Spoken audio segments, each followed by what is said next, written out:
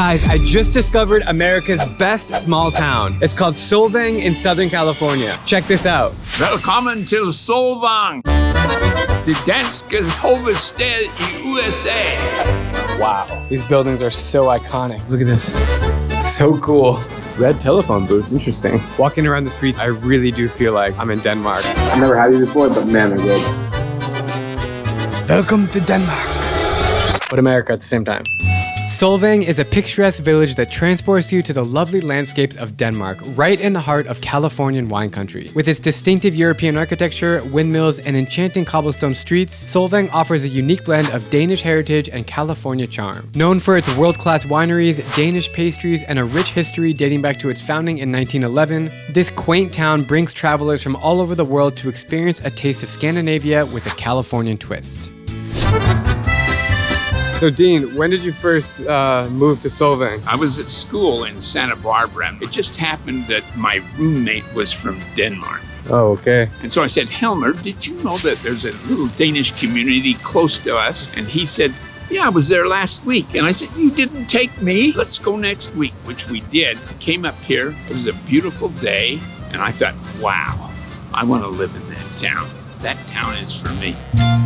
What's it like living here today? This is still a Danish community. We don't have as many Danes as our early founders had, when all of the population in Solvang were of Danish descent, or actual Danes. And Danish was the only language spoken here then. At what time? And that was in 1911.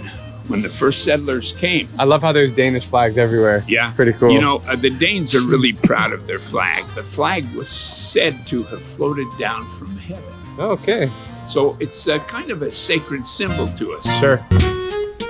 This is our three founders, Pastor Gregersen, Pastor Nordentoft, and Professor Hornsild. And they had emigrated from Denmark, were living in the Midwest. They came out here, they found 9,000 acres of land for sale.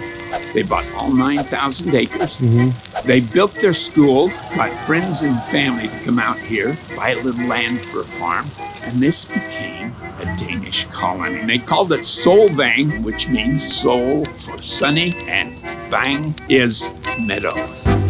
All these buildings, are these original from the early 20s? No, okay. No, they're not. In the early beginning, our early founders were just anxious to get a building up. The only building that was here when they arrived was the old mission Santa Ynez. When they saw that, they had never seen Spanish architecture. After all, they're from Denmark, a long way from Spain. They fell in love with it. They even started building with Spanish architecture. Oh. And you can see homes here in Solvang. One side of the street will be Spanish style, the other side Scandinavian. That's really cool. Yeah. En lille smule dans. Ja, det lyder godt. Goddag her. Goddag. Velkommen til Solvang. What do you think about it here? I do get a feel of Denmark being here. This is a local town as much as it is a tourist town. Oh yes, it absolutely is. We have 5,200 people that live in this community. It's a small town. And at its peak, how many tourists can you find here? During December, we could have as many as 200,000 people here. A lot of these shops have real Danish wares in them. For example, this is the iron art shop, and you'll notice in the winter a lot of Danish porcelain. A lot of these things come right from Denmark. You see that, Elfhound? Yeah. What's the significance of that? Well, that was built many years ago, only used by mischievous elves at Christmas time now. And they live in there, and sometimes you can hear them making a noise and playing their instruments. That's nice. This is Copenhagen Drive, which was once our main street, and it still is our main street. What is that? That's Solvang's largest windmill. It's a replica of a mill that's in the south of Denmark called Døbelmølle. And in the back of it, you'll notice the round tower of Copenhagen. That's a replica. And we have some storks on the roofs. In Denmark, it's very lucky to have a stork build a nest on your roof. Yeah, especially in your chimney. They're all over the place here. Yeah. I really bought this accordion in Silkeborg, Denmark. Very, very cool. So go ahead and play whatever you like to play. Let's see.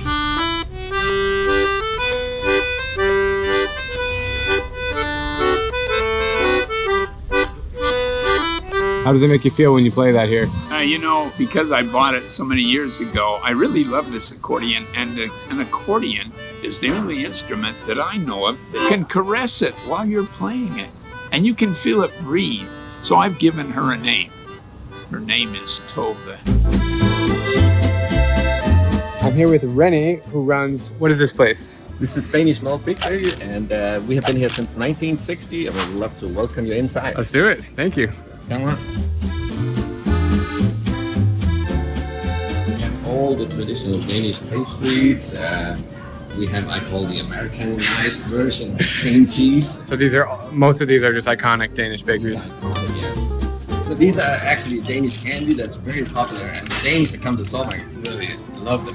Black licorice, Yeah, right? Haribo is German, but these are made in Denmark by Haribo because Danes love their candy. And you like the licorice flavor, right? We love the licorice. Yeah. These we have, we call it Turkish pepper. It's very spicy. You have those little like licorice hard candies in a little box. I think this is what I'm talking about though, but in Denmark you get them, yeah, they're like in little You want boxes. to try one? Yeah. Yeah. It's like black licorice and it's salty. It's awesome though. Thank you. So here we have one of the oldest cookbooks in Denmark, from Denmark. It was written in 1766. Original? Original. That's almost as old as the Declaration of Independence. 1770. Oh, yeah, it's older. It's older. It's older than the Declaration of Independence by 10 years. And we actually extracted the recipe for æbleskiver out of it. Wow. This is who found it. This is his Svendebrev, we call it. That's his proof of proper education. Are his kids here still? Yes. And these are the bakeries he had in Copenhagen. That's so cool. Are they still there? I think one of them is still a bakery. This is the real brain behind Oh. it. That's Henrik. Okay. How you doing? I'm good on you. What are you making here? Danish vanilla cookies.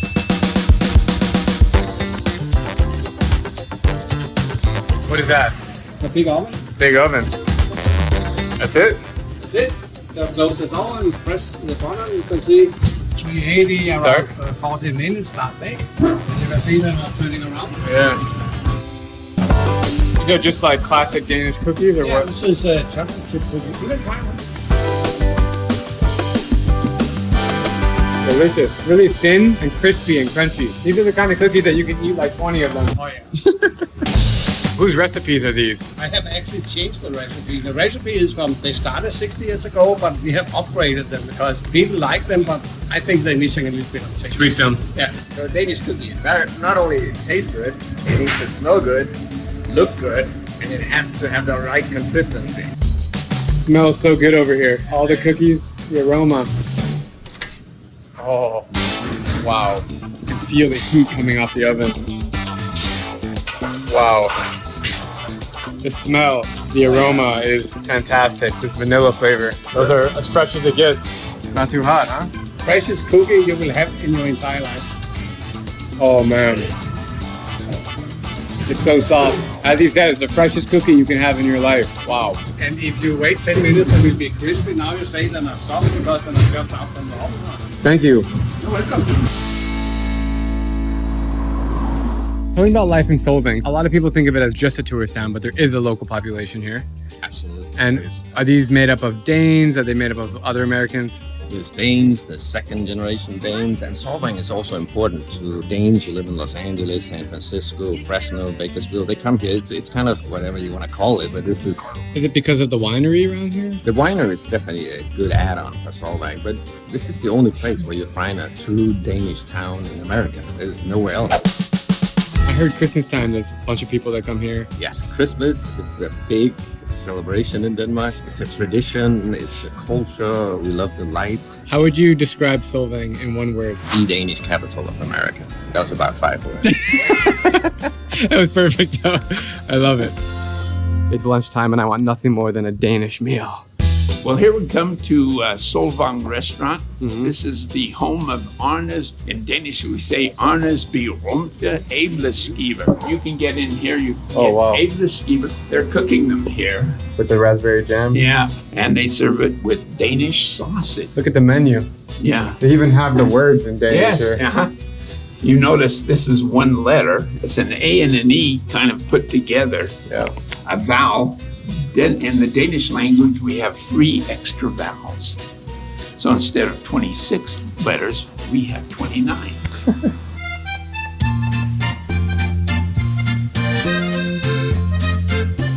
It's like an old, iconic, classic Danish restaurant mixed with a diner's vibe of America. Look at all the things on the walls. Can you just tell me what's the most classic thing here? Apple skewers and the Danish sausage. Okay, sure, I'll have that. Okay. You notice how the Danish writing on the roofs here? I don't know what it means, but it's really cool. Thank you. Got some Danish mustard there on the side for you. Amazing, thank you so All much. set? Beautiful. Enjoy. Juicy, flavorful, meaty, so good it should be illegal. Now for the puff balls with raspberry on them. They're like waffle balls with raspberry jelly and powdered sugar. I've never had these before, but man, they're good. So after spending the last 12 hours wandering around Solvang, I can tell you with certainty that this is the best small town in America. And yes, it actually does feel like Denmark. Thanks for watching. Subscribe for more epic travels from every country, and I'll see you in the next video. Peace. If you enjoyed this video, please comment your thoughts down below. I'd love to hear from you. Subscribe to this channel for more awesome travels. And also I'm giving away a free digital version of my top 100 best travel photos of all time. All you have to do is click the link below and sign up for my free email newsletter, and you'll be sent this straight to your inbox. Thank you guys, stay safe, be spontaneous, and just go.